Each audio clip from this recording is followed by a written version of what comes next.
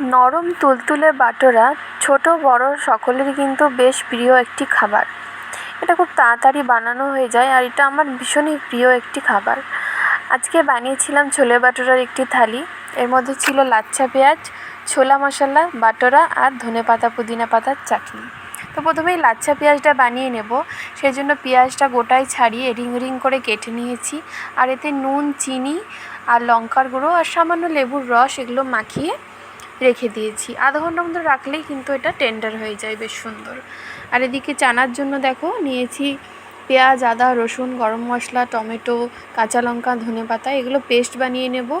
আর আগে থেকে ছোলাটা সেদ্ধ করে রেখেছি। এবার কড়াইয়ে সর্ষের তেল গরম করে বাটা মশলাটা দিয়ে বেশ ভালো করে কষিয়ে নেব।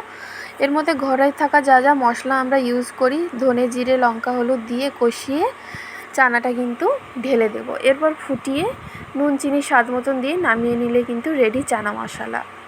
আর এদিকে বাটুরার জন্য ময়দাটা ইস্ট, নুন, চিনি, তেল, গরম জল দিয়ে মেখে 1 ঘন্টা 1.5 ঘন্টার মতন গরম জায়গায় রেখেছিলাম। তো বেশ ভালোই ফুলে উঠেছিল। এদিকে রিং পেঁয়াজটা রেডি আর এদিকে বাটুরার লেচিগুলোও কিন্তু বেশ সুন্দর ফুলে উঠেছে।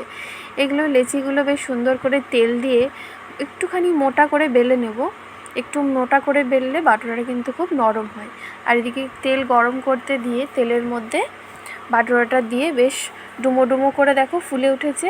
এগুলো ভেজে নেব। এইভাবে কিন্তু আজকে থালাটা আমি রেডি করেছি। আশা করছি ভালো লাগবে।